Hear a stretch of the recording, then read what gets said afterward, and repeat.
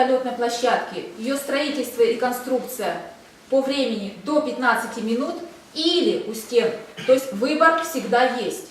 Во-вторых, когда говорят, вот, надо спасать людей немедленно, быстро, как можно быстрее. Конечно, кто же спорит? Но у нас есть в поселке выбор. Причем выбор вне поселка 5 минут доезда. Хоть там, в любом альтернативном варианте это будет 5 минут доезда. Так вот, помощь медицинская оказывается на каждом этапе. И она ведь не то, что прибежали, прилетели, схватили, какой там человек, в каком состоянии, загрузили в вертолет, повезли.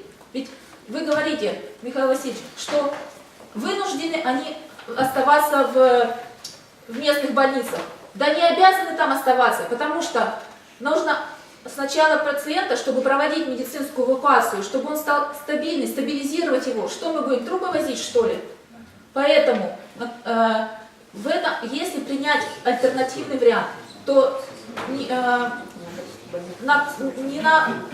повлияет на здоровье и на спасение жизни людей, это не повлияет. Я хочу сказать, Александр Петрович, вы спрашивали у летчиков, вот у вас, скажите, какая площадка, та или эта? Так вот, в отношении медицины. Медицинская составляющая в данном этапе абсолютно равнозначна. Что у стен больницы, что на правом берегу. Абсолютно равнозначно. И нет никаких приоритетов, что это лучше, потому что ближе, а это хуже. Когда говорят о носилках, вот надо перекладывать туда-сюда, это же не коврик с ручками в автомобиле Центра медицины катастроф. Пациента как положили на носилки, так он на этих носилках и в вертолет, и в реанимобиль, и в приемный покой, и в реанимацию пойдет. И только потом уже эти носилки вернут Центру медицины катастроф. Это же тоже не довод. Все, что говорится в медицинской составляющей, это все эмоции.